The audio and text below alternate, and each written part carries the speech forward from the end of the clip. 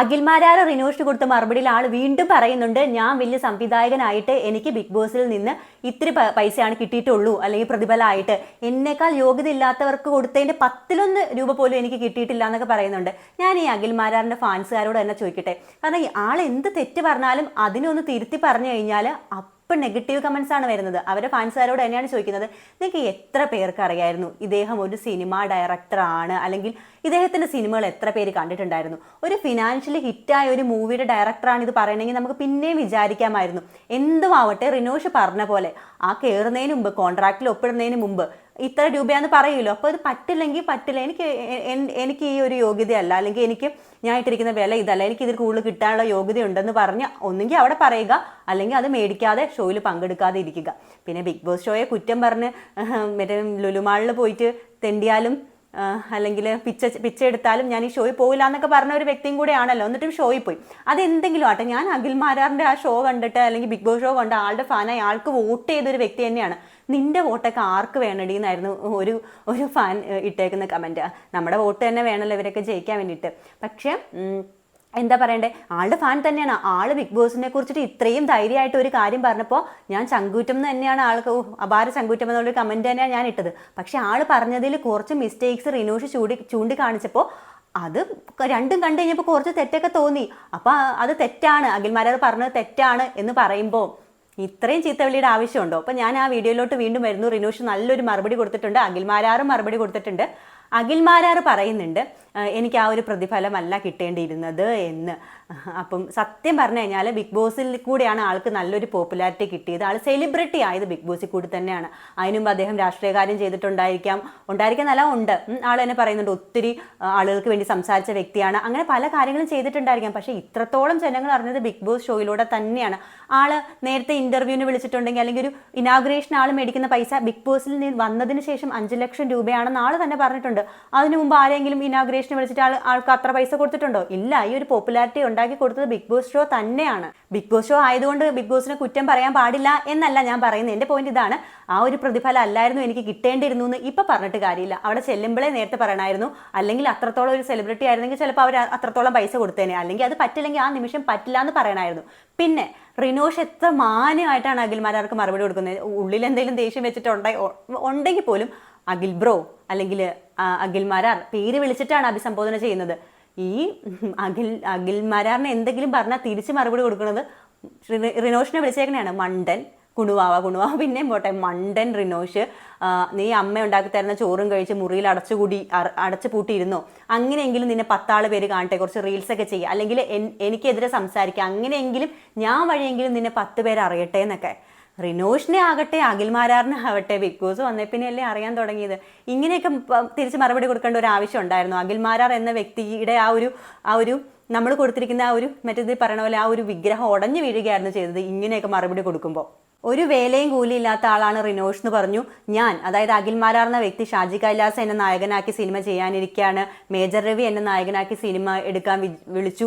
അതുപോട്ടെ, എൻ്റെ family function, അതായത് അഖിൽമാരാറിൻ്റെ ഹൗസ് വാമിങ്, അത് കേരളത്തിൽ ട്രെൻഡിങ് ആയ ഒരു കാര്യമാണ്, സെൻസേഷണൽ ആയൊരു ന്യൂസാണത്. അത്രത്തോളം ആളുകൾ അറിയുന്ന ആളാണ്. അപ്പോൾ എനിക്ക് ലൈം ലൈറ്റിൽ നിൽക്കേണ്ട ആവശ്യമില്ല എന്നൊക്കെ പറയുന്നുണ്ട്. റിനോഷിന് ഒരു വേലയും കൂലി ഇല്ല എന്നൊക്കെ പറയുന്നുണ്ട്. ഈ ഒരു വേലയും കൂലി ഇല്ലാതിരുന്ന ഒരു സമയം അഖിൽമാരാറിനും ഉണ്ടായിട്ടില്ലേ?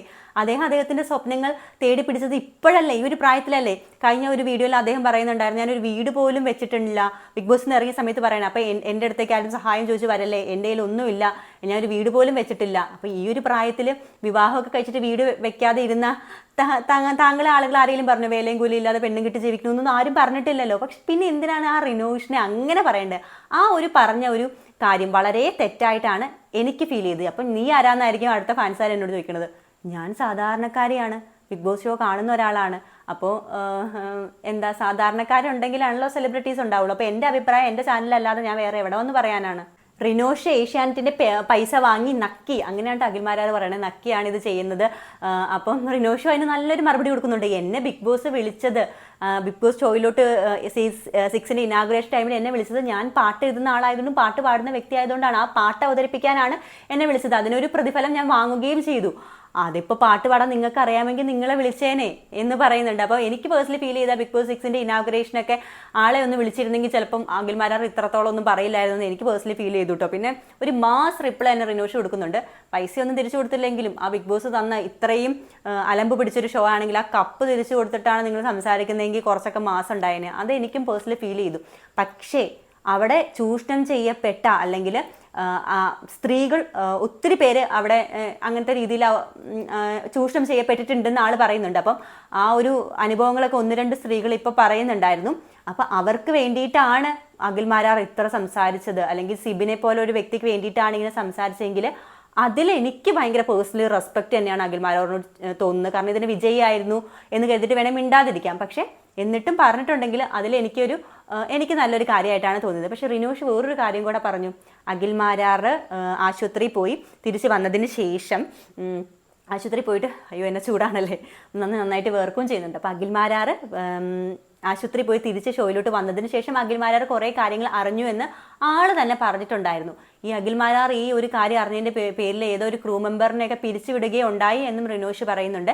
പിന്നെ അഖിൽമാരാർ വേറൊരു കാര്യം പറഞ്ഞു. ജുനൈസും അഖിൽമാരാറും തമ്മിലൊരു ഫൈറ്റ് ഉണ്ടായല്ലോ. അതായത് ജുനൈസിനെ അഖിൽമാരാർ ഫിസിക്കലി ഉപദ്രവിച്ചു എന്ന് പറഞ്ഞിട്ട് ഒരു കംപ്ലൈൻറ്റ് പോയപ്പോൾ ഷോ ഡയറക്ടർ ഇറങ്ങി വന്നിട്ട് അത് സംസാരിച്ചു എന്ന്. അപ്പോൾ നമ്മൾ കാണുന്നില്ല കേട്ടോ. അപ്പോൾ ബിഗ് ബോസിൻ്റെ കാര്യങ്ങളുടെ ഇടയിൽ കൺഫെഷൻ റൂമിൽ അദൃശ്യനായിട്ട് ബിഗ് ബോസ് അല്ല സംസാരിക്കുന്നത്, ഷോ ഡയറക്ടറൊക്കെ ഇറങ്ങി വന്ന് സംസാരിക്കാറുണ്ടെന്നുള്ളൊരു പുതിയ ഇൻഫോർമേഷൻ അഖിൽമാരാറിൻ്റെ വീഡിയോയിലൂടെ തന്നിട്ടുണ്ട്.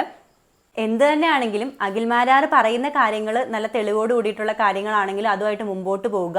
കാരണം ഏഷ്യാനെറ്റിനെ പോലുള്ളൊരു ചാനലിനെതിരെ സംസാരിക്കാനായിട്ട് വെറുതെ ഒന്നും എന്തായാലും അഖിൽമാരാർ സംസാരിക്കില്ല. കാരണം എന്തെങ്കിലും കാര്യം ഉണ്ടായിരിക്കും. അപ്പോൾ ആ തെളിവുകളൊക്കെ വെച്ചിട്ട് മുമ്പോട്ട് തന്നെ പോവുക. പക്ഷേ സംസാരിക്കുമ്പോൾ എല്ലാവരും മനുഷ്യരാണ്, അല്ലെങ്കിൽ എല്ലാവരും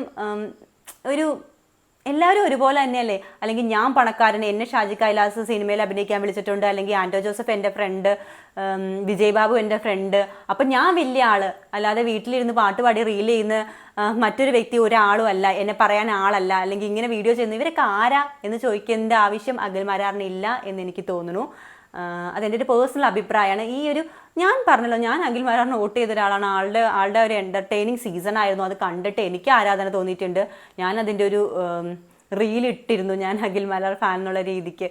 പക്ഷേ അങ്ങനെയാണെങ്കിൽ നമ്മൾ ഒരിക്കലും അന്തം ഫാൻസ് ആവാൻ പാടില്ല. നമ്മൾ ആരുടെയൊക്കെ ഫാൻസ് ആണെങ്കിലും അവർ പറയുന്ന എല്ലാ കാര്യങ്ങളും അടച്ചങ്ങോട്ട് വിശ്വസിക്കരുത്. നമുക്കൊരു ക്രിട്ടിക്കൽ തിങ്കിങ് വേണം. അപ്പം ആര് തെറ്റ് കാണിച്ചാലും, അപ്പോൾ ഏഷ്യാനെറ്റ് എനിക്ക് ബിഗ് ബോസ് എന്നൊരു അവസരം തന്നിട്ടും ഏഷ്യാനെറ്റ് തെറ്റ് കാണിച്ചപ്പം അഖിൽമാരാർ സംസാരിച്ച പോലെ അഖിൽമാരാർ പറയുന്ന കാര്യങ്ങളിൽ തെറ്റുണ്ടെങ്കിൽ അത് തിരുത്തി തരാനുള്ള അവകാശം ബാക്കിയുള്ളവർക്കും ഇല്ലേ. അപ്പോൾ ഫാൻസുകാരും ഇതിനൊരു കമൻറ്റ് അല്ലെങ്കിൽ എൻ്റെ അഭിപ്രായത്തിന് ഒരു മറുപടി തരുമെന്ന് ഞാൻ പ്രതീക്ഷിക്കുന്നു. അപ്പോൾ അടുത്ത വീഡിയോ ആയിട്ട് കാണുന്നവരേക്കും ബൈ ഫ്രം വർഷ വിയോ.